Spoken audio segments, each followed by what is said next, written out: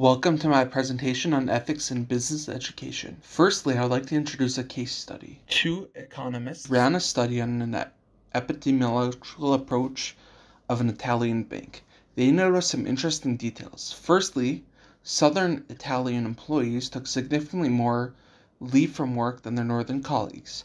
And secondly, they observed that even Italians that originated from the southern regions, but later moved north, still took more leave than their northern colleagues as well. This comes to show that certain cultural influences are ingrained in us even if we move and adopt to a new culture. While the study with Italian bankers was certainly enlightening, it isn't right nor feasible to draw certain conclusions or lessons from it. Specifically, we cannot make the argument that the Group A is lazier than Group B, for instance, or that Group B works harder than Group A. Alternatively, these statements are biased and flawed. Based on surveys in general, the time frame and length of the study impacts the end results. For instance, if a survey was ran in northern Italy for 5 weeks during a popular local holiday or cultural event in the south, the certain group of people would be more likely to take a vacation, and if they don't have vacation days, then sick days, to celebrate the holiday.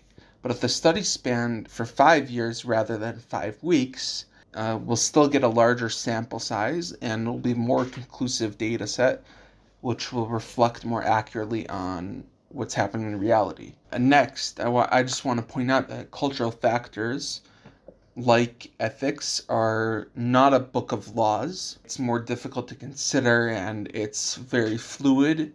In addition to that, it's very difficult to quantify. Overall, we're looking for accurate results as researchers and in the field of economics in addition to business. The geography also is very important in economic development. If I was an entrepreneur in Silicon Valley versus an entrepreneur in Ethiopia, let's say, it would be very easy for me to get funding for my startup because I'm in the location that has venture capitalists versus in Ethiopia or in another low-income country or city.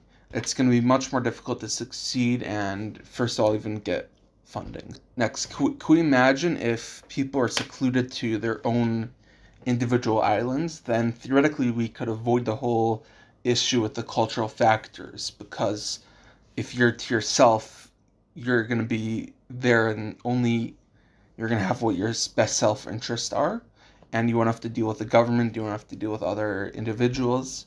So how would that pan out? Essentially, it would be a dystopian society because we would have to isolate people to their own islands and watch them exist. And as I said before, people tend, at least in the field of economics, they're assumed to tend to their best self-interest, meaning that they maximize outputs and profits, often in the short term rather than long term.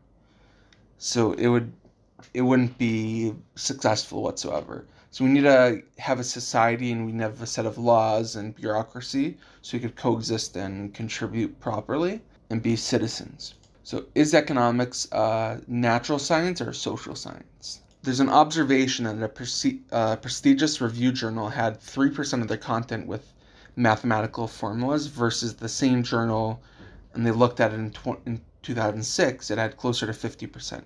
This just comes to show us that the field has shifted largely from social sciences to exact sciences. On the flip side, though, economics as a whole relies on many soft factors, as we saw before, like cultural impact and the human element. The field of economics as a whole assumes that humans always behave rationally and in their self-interest, but it's not always the case. We as humans could behave emotionally and irrationally. So who is at fault for these financial crises, and how can we prevent them in the future? The education system, specifically the elite academic institutions, and how they don't include business ethics and proper training for their students, and rather their focus is elsewhere, which is quite unfortunate. Additionally, the demand for these practical and relevant courses have been on the rise globally since the Enron scandal and the financial crisis. Thankfully and surprisingly, the UN actually took note and they launched an initiative to teach business ethics in 500 universities back in 2007. Can we solely blame education systems for these crises? The corporations could have enacted an ethical code of conduct. They could have placed a system of checks and balances, hired compliance officers, and had a proper whistleblower program, for example. Which brings us into the next topic is business leadership has an effect on these crises as well. So there's a term that's been coined in the industry called Homo economicus, and it essentially means that it's a play on the words for Homo sapien, and that basically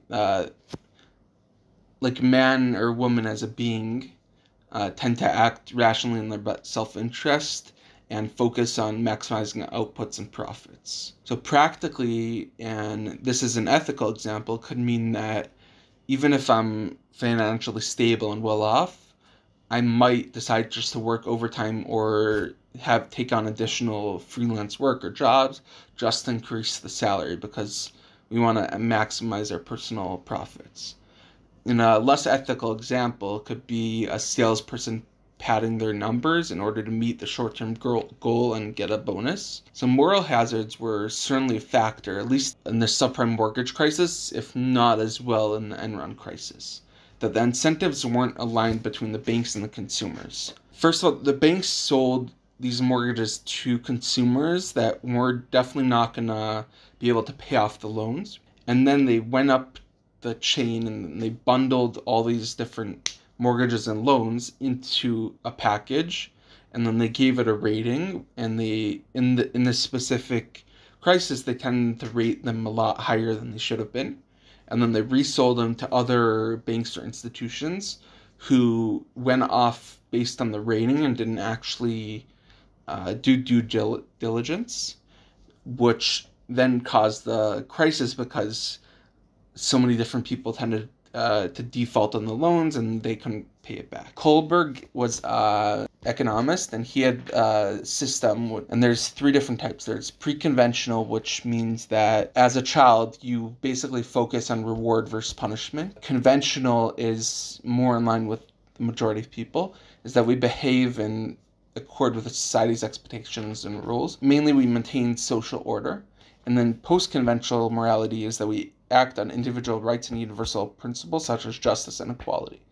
So this could be that like a marketing manager seeing that they're selling a product and not just focusing on the short-term issues with the product or how it's going to do, but also on the long-term results, such as seeing how it's going to affect the consumer or the environment in a period of 5 years or so, rather than just the current quarter. It's a system of steps that you can't be post-conventional. You can't have post-conventional morality without conventional morality and pre-conventional morality. If you miss the first step, then you're gonna clearly miss the rest. So the employees involved in the Enron and subprime mortgage catastrophes clearly didn't reach the 3rd step. In conclusion, ethics in business education was here since well before the Enron scandal, and will be here for well after. Certainly the market demand for these courses grew within the past decade, and thankfully the courses have been included in the institutions and curriculum as being more relevant